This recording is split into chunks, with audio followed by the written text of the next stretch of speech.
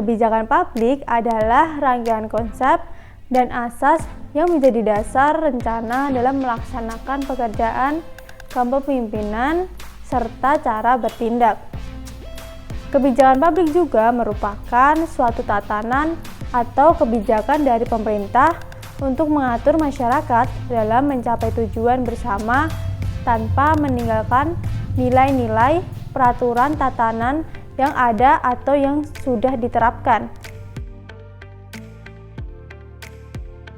Tujuan kebijakan publik yang pertama, menjamin ketertiban dalam negara atau dalam sebuah daerah sesuai dengan di tingkat mana kebijakan dibuat. Karena ada beberapa hal di mana ketertiban tidak berjalan tanpa adanya kebijakan publik. Contohnya kebijakan dalam mengatur jalur bus dalam kota dan luar kota. Karena jika tidak diatur, maka di jalan bus atau angkutan umum lain bebas melalui jalan mana saja. Penumpang bingung dan tidak jelas harus menunggu di mana.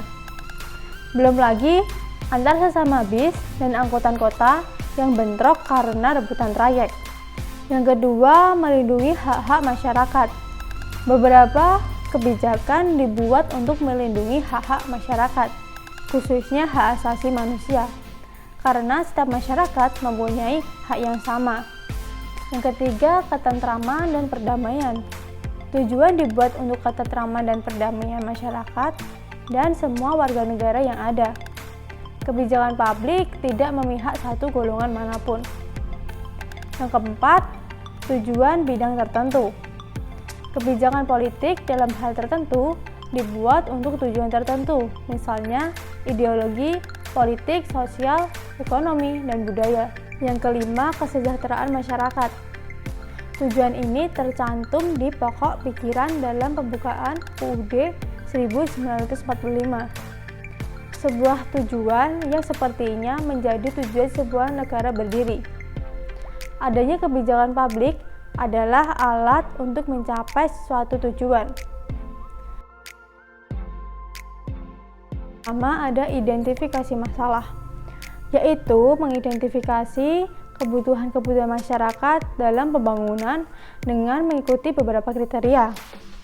Yang kedua, ada formulasi. Formulasi usulan kebijakan yang mencakup faktor-faktor strategi, alternatif-alternatif yang bersifat umum, kemantapan teknologi, dan analisis dampak lingkungan. Yang ketiga, aplikasi. Aplikasi yaitu pelaksanaan program yang mencakup bentuk-bentuk organisasi, model penjadwalan, penjabaran keputusan-keputusan, keputusan-keputusan penetapan harga, dan skenario pelaksanaan. Yang keempat, evaluasi.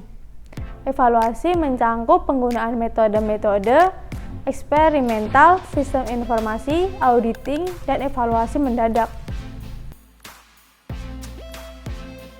Yang pertama, kebijakan adalah suatu tindakan pemerintah yang bertujuan menciptakan kesejahteraan masyarakat. Yang kedua, kebijakan dibuat melalui tahap-tahap yang sistematis, sehingga semua variabel pokok dari semua permasalahan yang akan dipecahkan tercakup. Yang ketiga, kebijakan harus dapat dilaksanakan oleh unit organisasi pelaksanaan. Yang keempat, kebijakan perlu dievaluasi sehingga diketahui berhasil atau tidaknya dalam menyelesaikan masalah. Yang pertama, ada kebijakan publik makro. Kebijakan publik yang bersifat makro atau umum atau dapat juga dikatakan sebagai kebijakan yang mendasar. Contohnya, yang pertama ada Undang-Undang Dasar Negara Republik Indonesia 1945.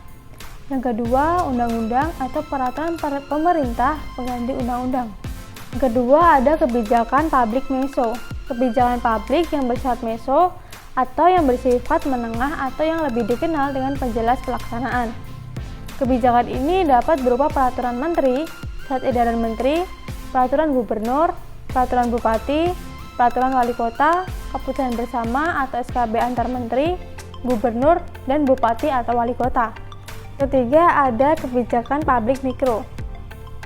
Kebijakan publik yang bersifat mikro mengatur pelaksanaan atau implementasi dari kebijakan publik yang ada di atasnya. Bentuk kebijakan ini misalnya peraturan yang dikeluarkan oleh aparat-aparat publik tertentu yang berada di bawah menteri, gubernur, bupati, dan wali kota. Yang pertama ada tujuan, yang kedua rencana, yang ketiga ada program, yang keempat keputusan, dan yang kelima efek atau dampak.